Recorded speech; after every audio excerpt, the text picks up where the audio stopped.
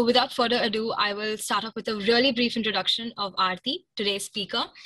So Aarti is a growth marketer with nearly 2 decades of experience, helping companies big and small. She helps them scale their brand, their revenues, and their reputation.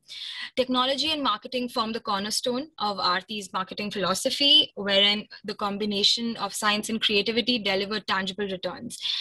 She has helped several Fortune 500 firms and startups all over the world grow with the power of marketing.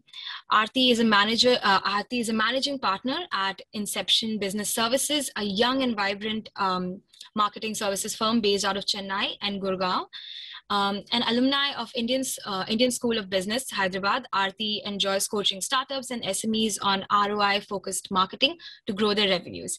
So without further ado, Aarti, I'll hand over to you. Thank you for the very kind introduction, Fiza. Do you want to stop sharing? Yeah. Thanks a lot to TiE Dubai for having me as a speaker today. Hi, everyone. It's a privilege to have this opportunity to talk to all of you and talk to you about my favorite subject, digital marketing. In this time, I hope all of you are doing well and safe. So it looks like we have a lot of people who are entrepreneurs and a lot of people from small and medium businesses. That's great. Yeah, B2B tech, fantastic. I was actually hoping there'd be a lot of people from B2B tech because there is a lot happening digitally there. B2C, low to mid and mid to high cost. And it's interesting to see that many of you have tried digital but not seen results. So I hope you walk away from here with some answers to why some of your approach may not have worked. And there are also a few of you who've not heard about it. So that's great. So you will walk away with more info. So I'm going to just stop sharing this poll. So let's jump right into the session. I'm going to share my screen now, and we'll just check if you're all able to see my screen before we get started. Yeah, I hope you're all able to see my screen now. So this session today, zero budget marketing. Everybody wants to do zero budget marketing, and I'm thrilled to see so many people here today at this session. What are we going to cover today? So first, we're going to, I've broken this down into 3 parts. First, we will set the context for digital marketing to sort of understand and appreciate the landscape. Next, we're going to jump right into how can we achieve effective zero budget marketing. So I've just called it with an acronym ZBM. So 6 steps to effective ZBM, which will help you navigate this world of digital marketing, which could be quite confusing for many. Finally, I decided to share one giant ZBM tip for every social and digital platform. So we're going to cover Google, YouTube, and the digital platforms. We will cover Facebook, Instagram, Clubhouse, and LinkedIn in the social platforms. So that's going to be the end. And I have a lot of free resources that you could use to navigate through your own respective digital marketing journeys. So let's get started. So first, why is digital marketing so special, right? Everybody is interested in digital marketing. And I think we would all agree in the last 1 year in the so-called new normal, digital marketing has ceased to be just a distraction, but it's become a very large part, a core part of every business's marketing strategy. And this trend has not just been restricted to the B2C e-commerce. It's the usual B2C suspects, but it has embraced B2B, B2B tech, heavy engineering, FMCG. Almost everybody has been impacted by this trend of digital marketing. And why is that? So my take is there are 3 reasons why digital marketing is just so special. First, it has democratized access. What you see in this picture is a watering hole that you would see in any game reserve, right? And you see a large giraffe at it. You see the smallest deer and the mid-sized zebra. And that's exactly what digital marketing is. It has made advertising and the marketplace available not just to the players who have deep wallets or large businesses, but available to anybody who is interested in tuning into the customer and reaching them. Right? So it has democratized access in a big way. The second thing is it is very, very measurable. There is a tangible ROI. And when I say ROI, it goes way beyond the vanity metrics, right? We're no longer talking about, do I have so many followers or do I have this many likes? But you are able to track down revenue. And beyond measurable, it is also instantly accountable, right? What you see here is a typical Facebook dashboard. You go in, you know what ad is working, how well is it working, what's not working, et cetera, and you know it instantly. And finally, one of the most important reasons why people love digital marketing is you can definitely do zero budget marketing on digital. And this you can do across platforms, right? I want you all to remember this picture that we have here of the clock and the dollars, and we will get to it. So all these are the really cool things about digital, but it's really not that simple, because much as we have this great big opportunity out there, the game has changed too. And how has that changed? So here what you see is billboards. This could be Times Square, where you have advertisements everywhere. This could be a newspaper where you have advertisements in every page. And in this traditional marketing medium, what was the real constraint? It was space, because space was expensive to buy. And it was only if the business had deep wallets and could afford the space, they could access it, right? But what's changed now? And that brings us to our first quiz, right? So before we get into what's changed, so how many ads do you think you see every day online?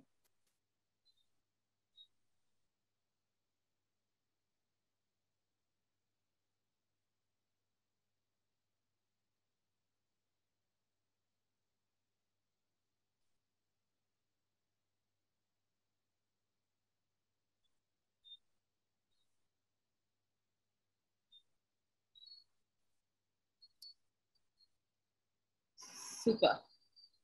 I'm going to share results here, right? It's very interesting that a lot of you thought you see 100 to 500 ads per day, and a few of you thought you see more than 8,000 ads, right? The real number is you see something like 5,000 to 10,000 ads every day online on average, right? 5,000 to 10,000. So what happens? Your brain starts this automatic process of screening out.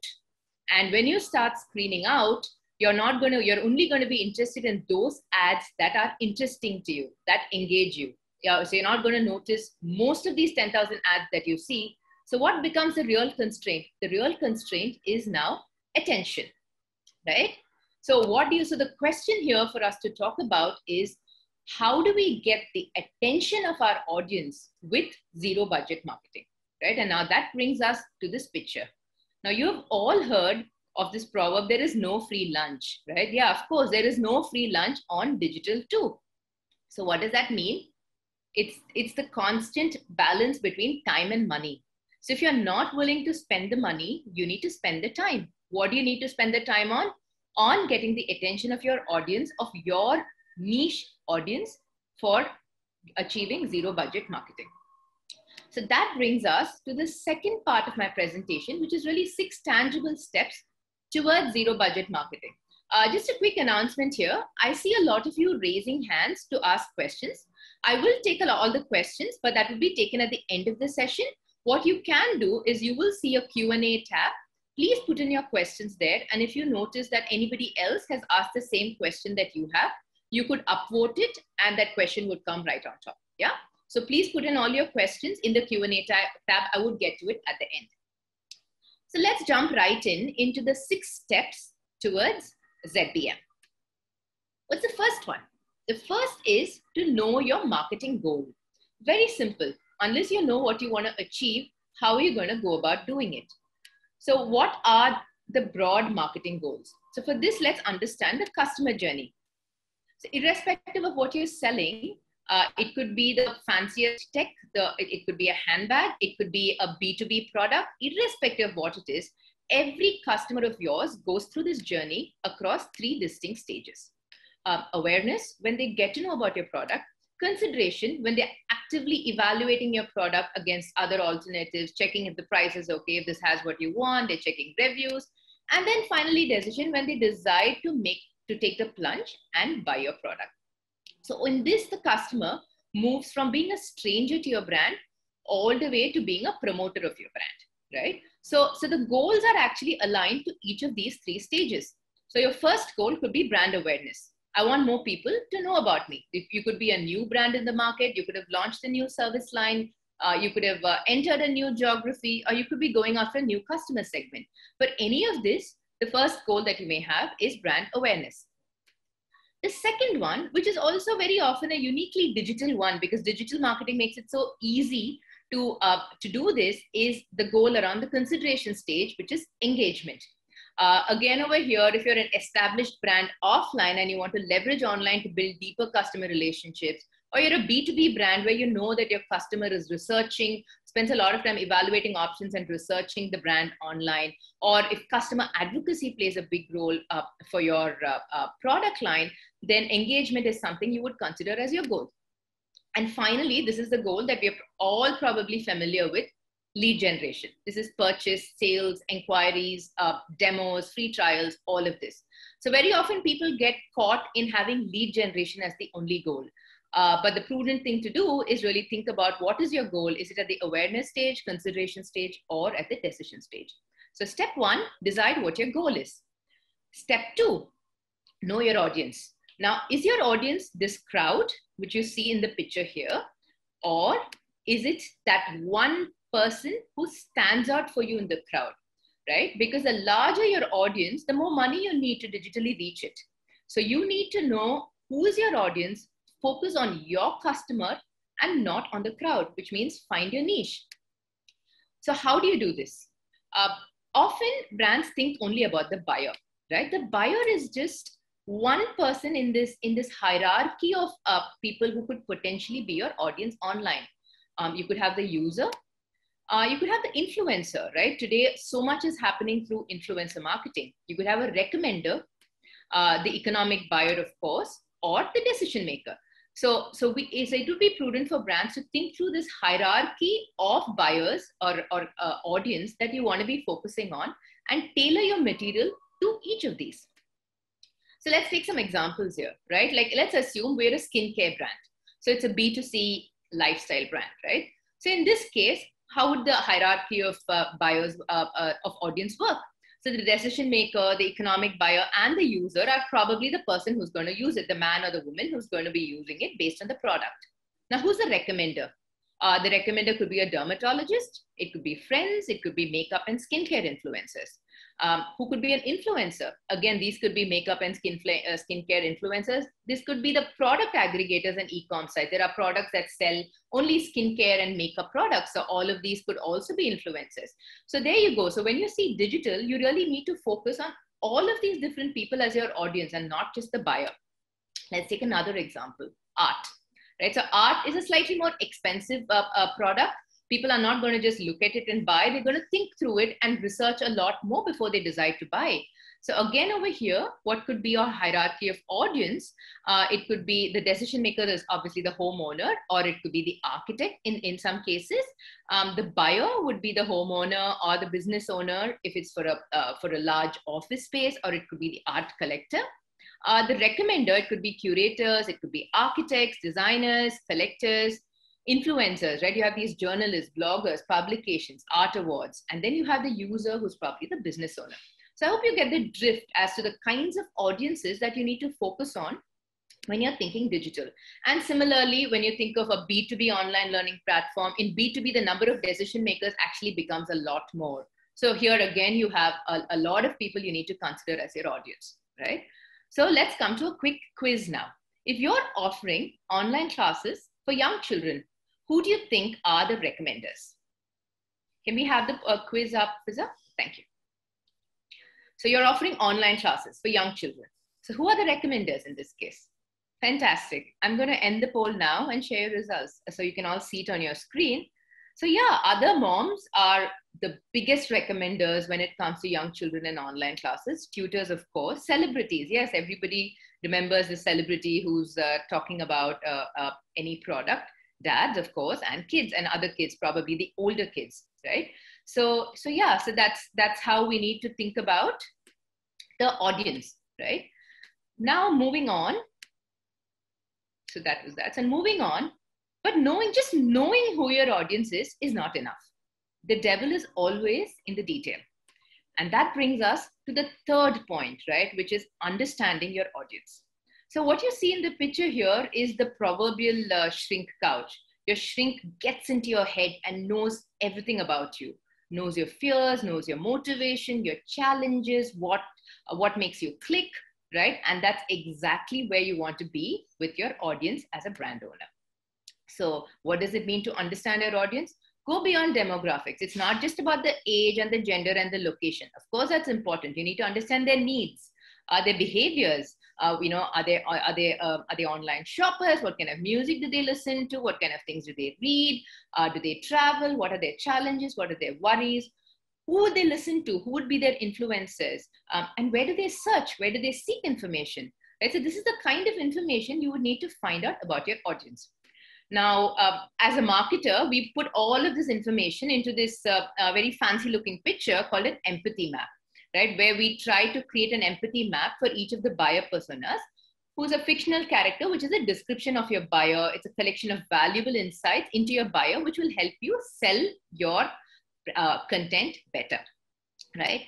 So how do you find all of this? I'm telling you, you have to find this and that, but of course, everything works within legal frameworks. Now, how do you find all this information about your buyer, about your audience? Here are some 4 interesting ways that you can use. First, CRM. So you know most about your existing customers, right? So if you mine your own CRM, you're going to understand their age, location, language, spending patterns, interests, stage of life. Talk to as many of your customers and prospects as you can and build out this data mine about your audience. Second, you can actually, there's a lot of information available on Facebook itself, and this is what is publicly available, right? You can go onto your business page on Facebook, go into the people tab in it, which you see on the left, and you will see that you can find information about your fans, your followers, the people who reached, who your post has reached, and people who have engaged with your post. You can see the gender, the percentage split. You can see the age. You can see the countries that your fans are from, your followers are from, etc. You can see the cities they are from, the language they speak. So all of this information you can find on Facebook itself from your own business page. The other thing you can do is, let's see how you can do this in LinkedIn. So this is a little video that I recorded for you to understand how to do it. So you go into your business page, go into analytics. You'll see that you can find information again here about your visitors, about your followers, your employees, and about your posts. So as you scroll down, you can see that you can understand your visitors, which job functions they're from, locations, seniority, industry, company size, and the same thing you can do for followers as well. And in fact, for followers, it goes one step further, where as you scroll down, you would see that you can also see what kind of follower metrics your competitors are having.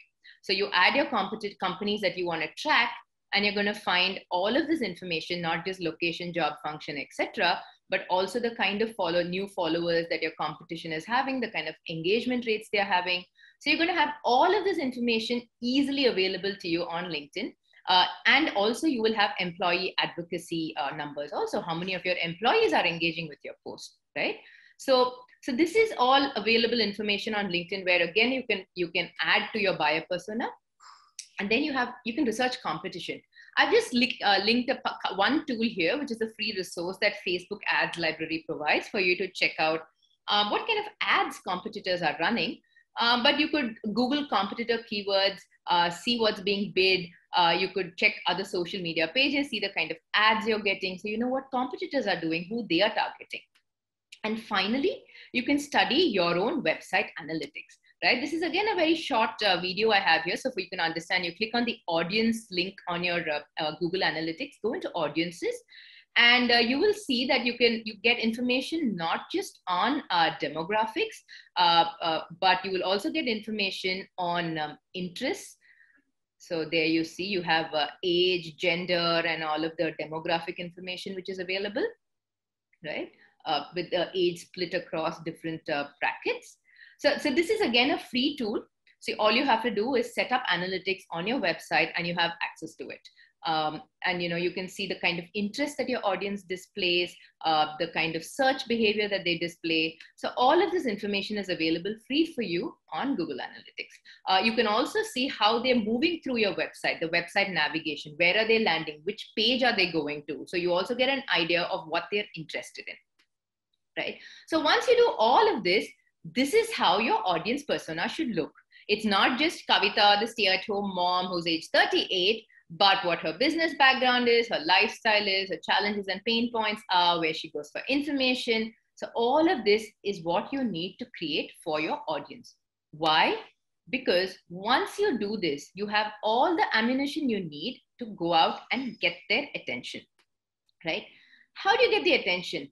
If you take a moment to think about what posts, what content you like to read, or what posts what brands you follow, you will realize that the only common criteria they'll have is there's something which you find interesting, someone who doesn't bombard you with information, where you find the right information in the right place, right? I'm on LinkedIn, and I'm there for some work stuff, and then I see something frivolous there. It may not even register. So the simple rule with planning to getting attention of your audience is the right amount of the right content at the right place at the right time. So content and the channel. So normally I would have a third here on promotions, right? How do you promote it, promote this content to the right audience? But we're not going to do that today, since we are focusing on zero budget marketing. So how do you plan the right content? I think a lot of you would have seen this Dolly Parton challenge. All of us were taking the photographs and posting it, how we would look on a LinkedIn, Instagram, Facebook, and Tinder. Very formal on LinkedIn, with a celebrity on Instagram, with my family on Facebook, and super cool on Tinder. Now, what this really means is you need to tailor content for each channel. And that's the biggest takeaway from this Dolly Parton challenge. And that's exactly what brands need to do. So content, again, there is many types of content. There is content that entertains, content that inspires, content that educates, content that convinces. And this content, again, it could be at the awareness stage or at the decision stage. It could be a rational content where it's about FAQs and usage videos and benefits, or it could be emotional, where it's nostalgia, throwback, behind the scenes, personal stories. There are many types of content. So you should plan all types of content rather than just one type of content. Keep a variety, make it relevant to your audience. I have a bunch of content marketing best practices, and I'm just going to talk about one or two of these best practices and move on, right? Let's say you're a personal brand where you're an influencer of your own. Maybe you're a photographer or a stylist or a curator or an event planner or a fitness or a nutrition coach, right? So what do? It's all about showcasing your experience and your knowledge. It's about sharing, being useful and interesting. And your content should work on building a community that will trust you and buy whatever you sell or recommend. Right? So if you were a personal brand, this is what you would do. Now let's take another example of maybe you're a B2C product, but a high value product. So it could be an art gallery. It could be a higher education course, which is going to cost a minimum of $2,000 or $3,000, or you could be an architect or an interior decorator, where again the bill value is much higher, or furnishings. So in all of this, your audience is not going to look at your content and decide, but your content can play an important role in creating the aspiration. You want to use influencers, use recommenders, use social media to get your awareness and leads. But then the consideration and the nurturing stage is going to be very important here, right? So these are a couple of examples. If you're a B2B brand, since I did see a lot of B2B tech people in the audience today, right? Today, your users are researching and evaluating you online. So you want to build thought leadership and visible expertise. You want to showcase your expertise, showcase your product excellence, have, humanize your brand, use all these platforms available. So this is what I would do on B2B. Choosing the right channel. Again, the single rule here, be where your customer is. If your customer is on Facebook and Instagram, you want to be there. If they're on YouTube, you want to be there. If they search on Google, you want to make sure you come up on your search results, right? So the point is, be where your customer is and choose your channel wisely. So let's come to the third quiz. Let's say you're a technology company offering high-end cloud computing services to other businesses. Which platforms will you be active in? So I'm closing the poll. We've had about 150 people who have voted, and absolutely right, LinkedIn. That's going to be your primary platform, of course. Twitter too, if you're able to manage the content. Yes, some people do on Facebook also. Instagram, a little fewer people, because it's more challenging for B2B to find the kind of content which will be interesting on Instagram. None of the above, no. I would say be on LinkedIn, right? So yeah, so that's how you would choose a platform, the channel that you want to be on.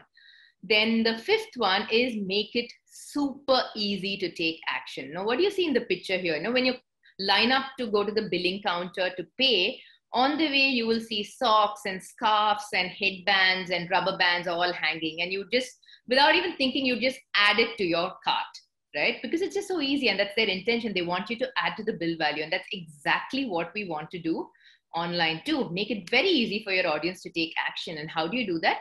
So there is a word we use digitally. It's called the call to action. So all those red boxes you see, those are calls to action.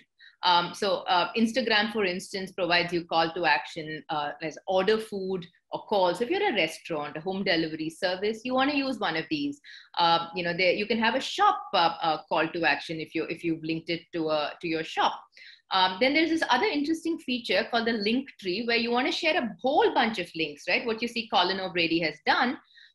You can click on this, create this link tree link, where you can have, read my book, watch my show, hire me to speak. So a lot of different calls to actions you can include. So if you're a B2B company, a tech company, and you've released an ebook, you have a webinar coming up, you want to have a drop in for an inquiry, sign up for a free trial. So all of that could be your calls to action. If you have a store, you could, if you have several physical stores on Facebook, you have this option where you can list your various physical stores and shop now. So choose the right call to action on each platform. So before we come to our last point, which is just one slide, I think you all know the answer for it already, which is why we're going to have our final quiz for the day, is who do you think are your best free advertisers? Okay, I'm closing the poll now because it looks like everybody's got it right. So there you go, the customer, right? Absolutely right. Your best advertiser and your free advertiser is your customer. So your last step to this six-step approach to ZBM is keep your customers happy. Do whatever you need to keep them happy, because they are going to be your promoters. They're going to be your advocates. If they're happy, they will talk about it on digital, and they create this kind of network effect, which spreads faster than anything you can hope. It can achieve a kind of virality, which a lot of brands struggle to get. So keep your customers happy. So if we go back and quickly see what are your points, know your goal, know your audience, understand your audience, get their attention, make it easy to take action, and keep your customers very happy. So that is the end of the second section, which brings us to the most interesting part, which is why I'm thinking a lot of us are here. How do we do all of this, right? So what do we do in each platform? All this framework is great. So there we have one tip coming up for each platform. And trust me, if you do that, you will find a big difference to your marketing efforts, right? So first, let's come to LinkedIn, which is great because we do have a lot of people from B2B tech here. What is the one thing you would do on LinkedIn, which is not going to cost you any money, but it's going to take your time, is build out your page, right? Have a complete LinkedIn page. It is very, very important. Invariably, you will have your audience checking you out on the page. There is a lot of discovery that happens through great content. You can use LinkedIn for brand awareness, for employer branding, and for thought leadership. There are some interesting features you can use in LinkedIn. There is a feature called Notify Employees. Right? So when you put up a post which is related to your employees, you can notify, and that way the employees will get to see it on their feed, they can engage on it, share it, etc., and create that network effect. You want to encourage all your employees to engage and share with your company brand. Join LinkedIn groups and be visible and build out the thought leadership. Use hashtags for your content. A mix of popular, brand, and niche, whether it's industry, topic, geography, specific hashtags, which will increase discoverability, right? And there are two interesting other features that LinkedIn offers. One is a product page. Let's say you have, you're an IT company and you have a few products. In LinkedIn, you can list these two products, the products that you have, and this will help you generate leads for these specific products. You also have another feature called it's called affiliate pages or showcase pages, right? Like for instance, for Microsoft, if you go into the Microsoft LinkedIn page, you will see Microsoft Excel, Microsoft Office as different affiliate pages. You will also see over here, there are, if you have different service lines, you can list all of those service lines as affiliate pages, as you can see on the right.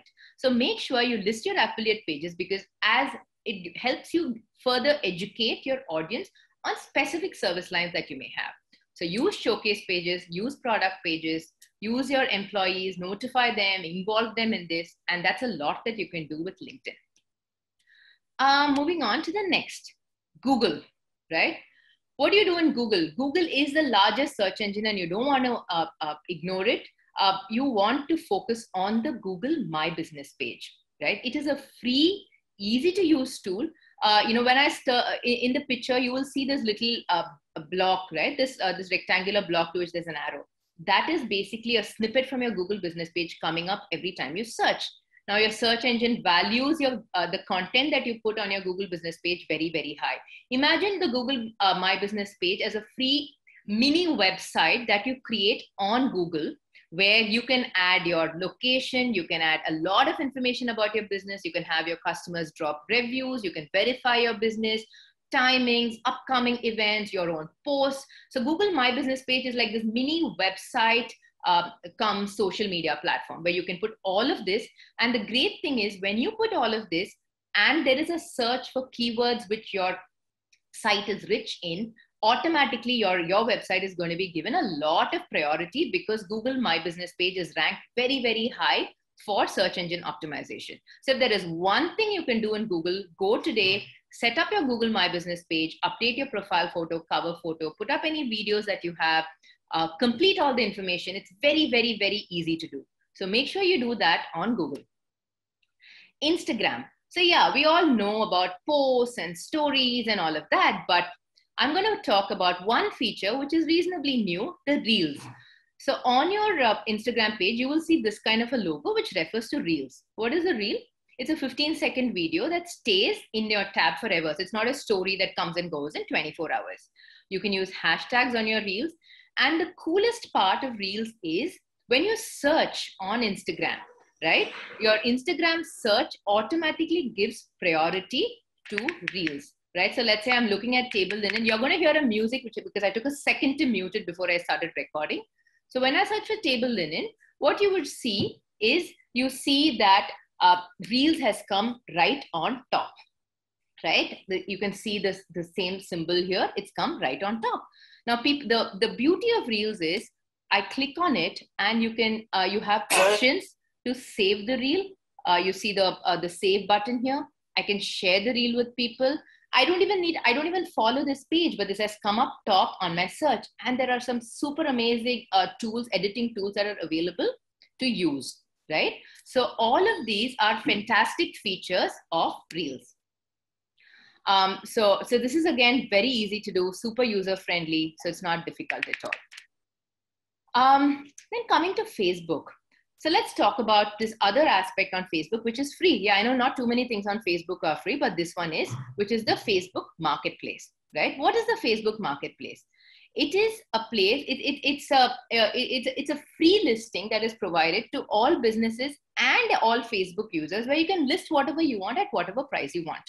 Okay, this is especially useful for if you are in an auto dealership, if you're an e-commerce company, or you're a real estate company. This is very useful because you can see this video where I'm searching for a bicycle. There are different categories which are available. You can see all the listing. You can go pick on the category that you want, and the entire transaction happens within Facebook itself. So the only time you pay money is when there is a sale that happens through Facebook. There is a small commission you pay Facebook, but other than that, the entire listing is free.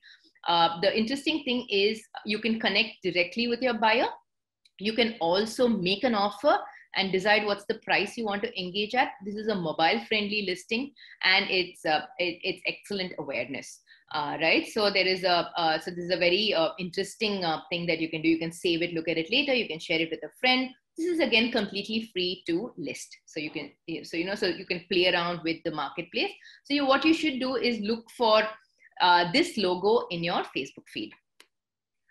YouTube, again, this is the second largest search engine. So obviously the basic things that you want to do is in your description, make sure it's a keyword rich title, you have tags, etc., etc. But here I'm going to talk about two specific things that you can do, which is again free. One is an info card, right? Huda, I've just taken the example of a skincare brand, Huda, where you see this, in this sort of rectangular box which says Huda Beauty Subscribe on your left, right? That is called an info card. So you can embed these info cards anywhere in your video. It allows the user a chance to take an action while watching your video. So typically people use this to share to link this to another video they may want to watch, link this to a merchandise that they're watching the video on, or link it to your website to register for an event. You could use these info cards for any of this, right? This is a very easy to do thing where it's just a drag and drop. The second thing that you can do on YouTube is something called an end screen. This is usually a screen that you can add at the end of your video. It could be up to 15 seconds long. There are a lot of templates available to use. And on this screen, you can add many different links. You can add your social media links, your blog link, a subscription link, link to the website, link to your product, everything. So this is again a way in which you can make your video have the right call to action. So you're making it easy for your audience to engage with your brand, right? So that's for YouTube. And finally, Clubhouse, right? This is the most recent phenomenon that's hit the social media scene. I think they launched only March last year, and it's taken the digital media by storm. I'm reasonably new to it, and I've tried to get onto this. What Clubhouse is, it's an invite-only audio chat app. So imagine you have this chance to listen in on other people's conversation, right? They could be a famous person, a commoner, an expert on many different topics. That's Clubhouse for you. You could choose to talk to them. You could choose to just remain quiet, whatever, right? So it's a very interesting thing. There are, as a brand, you can host fireside chats. You can have which are just informal chats that you can have. You can participate in other rooms which are discussing relevant topics. You can sponsor room events. So there are many things that a brand can do. Right now, everything is free. There is no paid in-app advertising that's possible in Clubhouse. But they're having a huge number of users who are signing up every single day.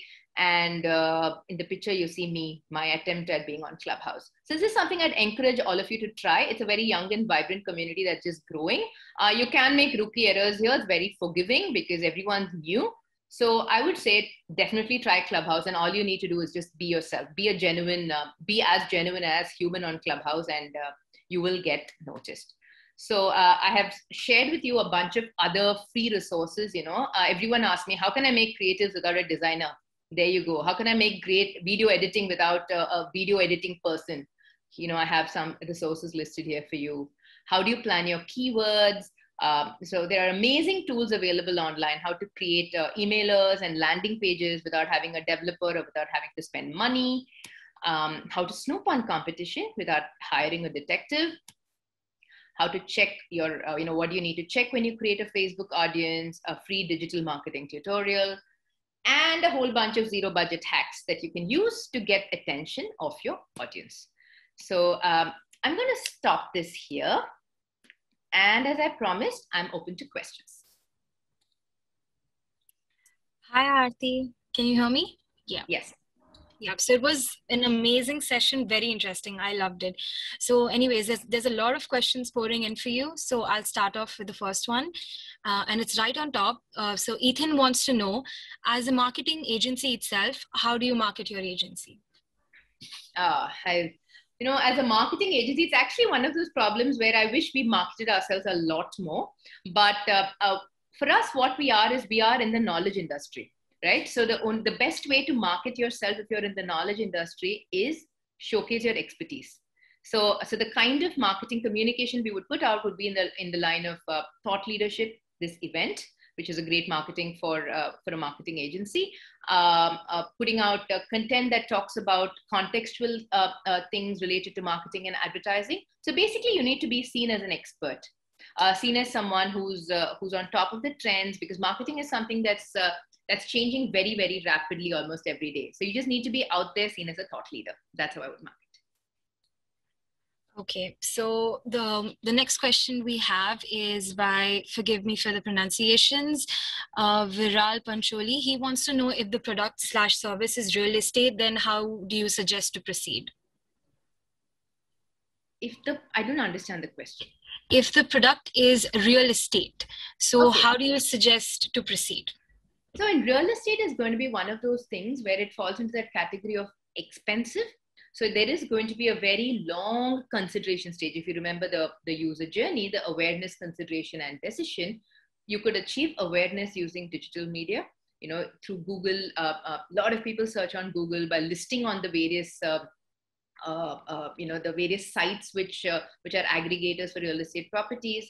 I have seen a lot of real estate agents try to humanize their brand by sharing pictures, very nice pictures of properties that they are currently handling, and creating that aspiration, right? But all of that only creates leads for you in the top of the funnel.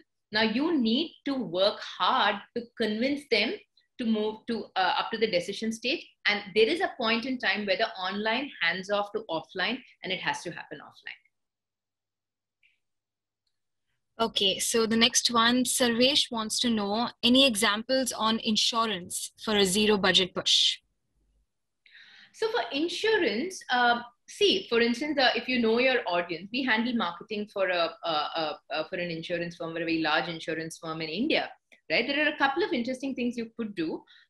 One is, a lot of insurance companies today, instead of just talking about selling policies, they talk about care. We care for you. We don't want you to be in trouble when you're unwell. We don't want you to be in trouble when you're in an accident, right? So one of the things that our insurance client did was to create what is called a brand platform, where we will, the company decided a brand platform is a non-transactional way of engaging with your customer.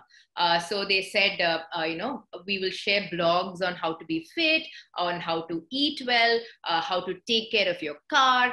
So, they had guest writers from different walks of life which were related to this, and shared content. So they sort of started being seen as a very friendly insurance brand that really wants to help you. Now that doesn't cost money, but it takes up a lot of time and effort to build out something like this, right? Of course, you can share content on social media, etc. But this is a very interesting zero budget thing that an insurance agency could try. So an anonymous attendee wants to know, is it better to be focused on some platforms only, or have an omni-platform presence? I would say it entirely depends on the nature of the product or service, right? So if your customer is only on one platform, you go after where your customer is. If your customer is on multiple platforms and your budget allows it, go after that. But it's important to be where your customer is, and you may not have to be on equally there on all platforms. There is a priority also. So some platform may be more important, but the answer to that would depend on the nature of product or service. Okay, so Sindhu wants to know, she's a children's brand owner. Many mom bloggers get in touch with her to collaborate on Instagram. So how can she choose the right blogger to collaborate with for maximum reach? Yeah, I think it's a very good question, because today, for some of my brands where influencer marketing plays a big role, you're bombarded with influencers, right? How do you choose? So a few benchmarks I use is, one is, of course, the number of followers, but just the number to me doesn't mean anything. I want to know the nature of followers do they have. So I would go through the timeline to see the kind of other brands that they've endorsed. If it is a brand I would be comfortable being seen along with, whether it's from a price point, a value point, whatever aesthetics. Third is, what kind of engagement has happened on those brands? What kind of questions are being asked? Are people asking relevant questions, or is it just, there's a lot of spam even on Insta, right? So is that kind of engagement real and relevant? What location is this influencer most prominent in? Is it a location where I want to be known in, right? So these are some of the points I would, and what is the quality of the content that the influencer makes? Because on Instagram, everything is visual. So as I told you, a reel, I have seen some reels which are just fantastic, and some reels which are really not good, which don't hold your attention. So I want an influencer is a content creator, and I want someone who's really, really good. So this is how I would evaluate an influencer. Okay, Siddharth wants to know, are there any tools to help digital marketing on Twitter? With the character limit, it is hard to get into details on a single tweet. So any tips? Yes, that is a constant struggle. There are tools I know which you can use to find relevant hashtags, etc., but they all take up space. So this is wordsmithing. I have not come across a tool that will help you, crunch up all the information that you have into the word limit. But that would be a killer tool if it's found. Okay, an anonymous attendee wants to know, is Facebook Marketplace suggested for B2B tech service providers? I wouldn't suggest it. As I said in the slide, it's ideally for e-commerce, auto dealers, real estate, not really for B2B tech. Okay. Another one do we have is, Rajaram wants to know, do you suggest Zoom webinars or Facebook/YouTube Live? What are pros or cons? See, they're very different. It's basically an apple to orange comparison. You can't really compare the two. A Zoom webinar is a lot more interactive. It's two-way. But Facebook Live is not two-way. You have to keep following comments. It's more a broadcast. So it's two very different platforms. So I don't think you can really compare the two. Each has its uses. Facebook is probably more a mass communication thing where you broadcast and anybody can log in and see even without registering, etc. Where Zoom is more different. Yeah. Yeah. An anonymous attendee wants to know, if I want to start an engaging community, which medium has the best features for interaction? Is it LinkedIn or Facebook? I am from the HR services, diversity and inclusion domain. My target audience for the group are corporate employees across all hierarchies, and majority of my clients are on LinkedIn, but my consumers of information are on LinkedIn, Facebook, and Instagram. Yeah, so see, the thing is, right, even at the end of the day, if your audience is a business or a person working in a company, it's also a human. They are also on Facebook. They are also on Instagram. Right? For instance, Caterpillar, which is a heavy engineering company, is there on Instagram and they have the most engaging feed. So if you are able to create the kind of content that would be interesting and relevant on that platform, feel free to choose that platform. But if you cannot, you'd rather avoid it. So Tarun wants to know, for B2B consulting biz, if we want to move online mode, which of the tools would you suggest for marketing? Which are few of the features you suggest we should offer to end user as our USP, like webinars, YouTube videos, blogs, etc.? So again, B2B consulting business is a very is a thought leadership oriented one. It's a knowledge economy is where you're playing in. So you have to be seen as an expert by your audience. So what are the ways in which you can be seen as an expert? Posts on LinkedIn, articles on LinkedIn, your commentary on anything new that's happening in the market, videos, of course, if you can make very good videos, conducting webinars, because webinar is a showcase of expertise, right? Conducting events, which is again a showcase of expertise. So you want to look at the various ways in which you can showcase your expertise. Printing an ebook, creating an ebook, generating, running campaigns for people to download the ebook. So you just have to think, what are the ways in which I can convince the audience out there that I'm an expert? Okay. So we have a lot of questions coming in. So an anonymous attendee wants to know, how can I do marketing for networking businesses? I'm going to say it's very similar. When you take the whole B2B tech, right? I think I'm going to answer like, this is for all B2B tech. Content does fall under, 3-4 different buckets for you, largely on LinkedIn. You will have a thought leadership bucket. You will have something on your product to showcase your product, showcase why it's different, etc. Most companies today also want to showcase their human side. So you will have something on your on you as an employer. You will have something on you as a CSR. So it's, and you will have expert articles. So it's a combination of all of these kinds of content that you need to use on a LinkedIn. Over and above this, if you want to get leads, you will have to run campaigns. You will have to do SEO, which I spoke about. Study the keywords, make sure your website is keyword rich. So when people are searching for networking solutions, it's there. I work with one of the Fortune 100 storage companies, network storage companies, and they spend a lot in making sure that their website is keyword rich so that they come on top of Google search. They do display ads, search ads, etc. across audiences, across locations. So you have to do all of that. Okay, so we have 6 minutes left. Srinidhi wants to know, what would be your tips to expand a home run small business artpreneur for expanding on Instagram or Facebook? I think I covered that in quite a bit of detail when we spoke about content, right? Like I think on Instagram and Facebook, start putting your content out. Don't just say this is my work, but share the why behind the work. People always find the story very interesting on Instagram. If your audience is on Facebook, if you have a slightly older audience, they're most likely on Facebook because the older people tend to be more comfortable on Facebook. Share interesting content, go back to the content matrix that I shared, see what kind of content you can generate and start using that.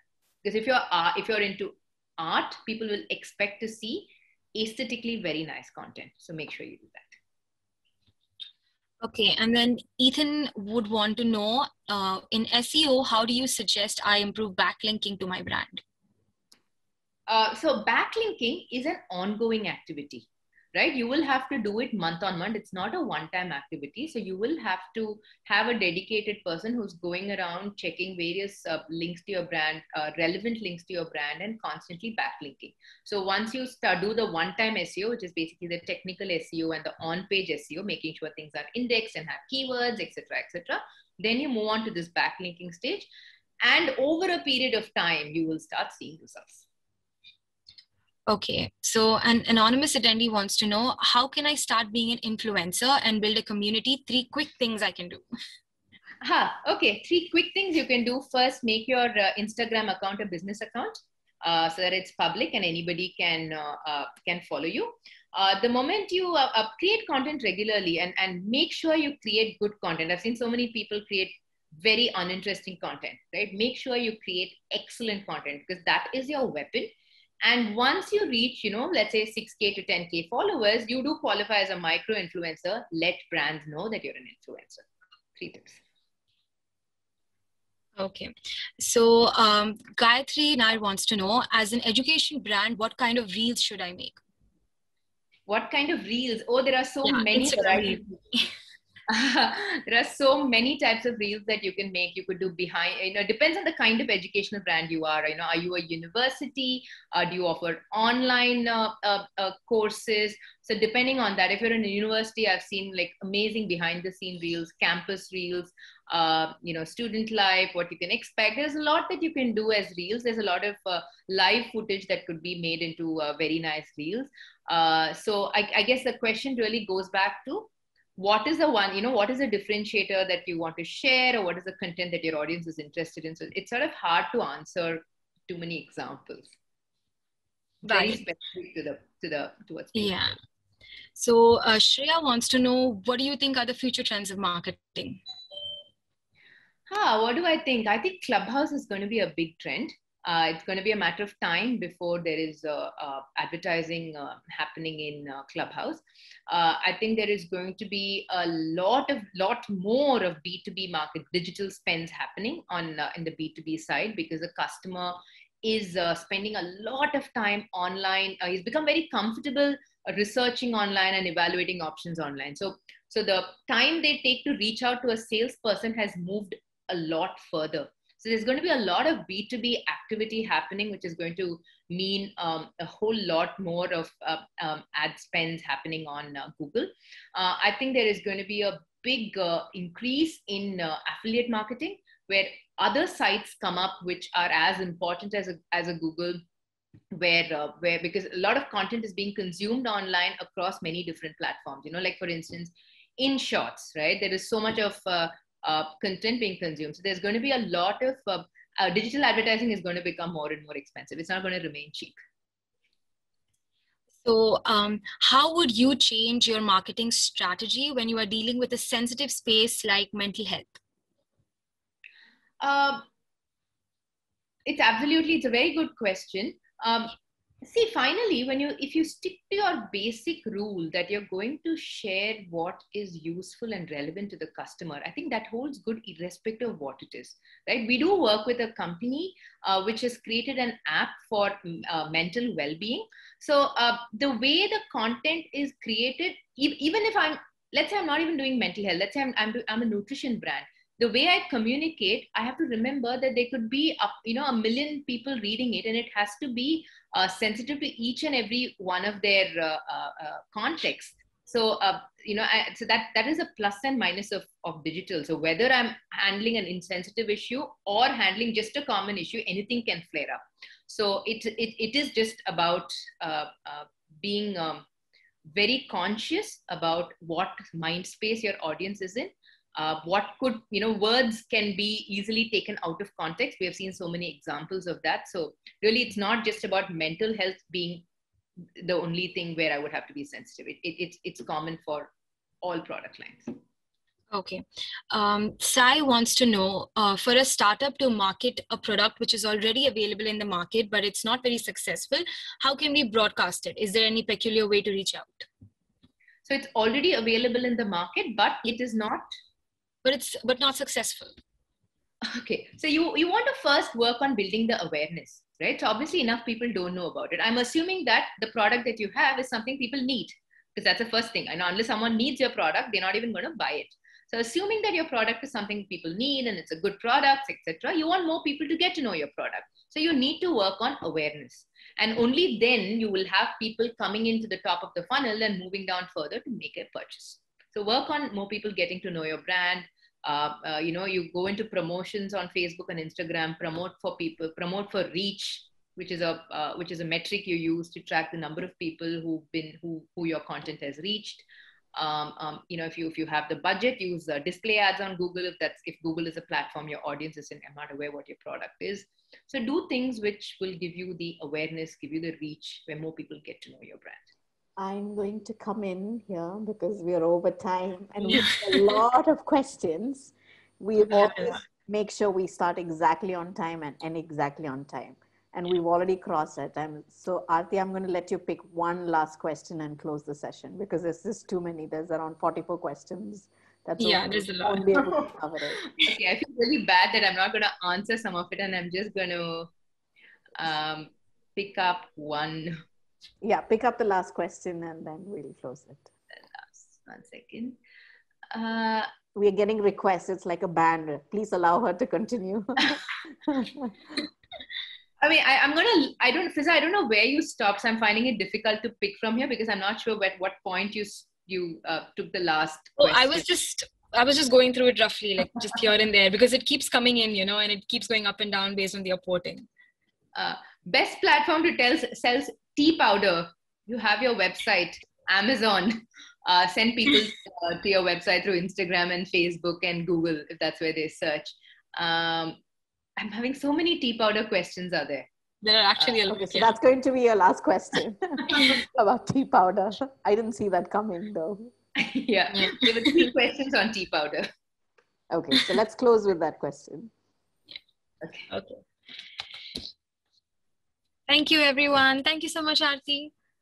Thank you. Thank you so much for having me. A big thanks to TiE Dubai. Thank you, Aarti. Thank you, audience. And do join us for all our sessions. Have a great evening. Bye. Bye-bye.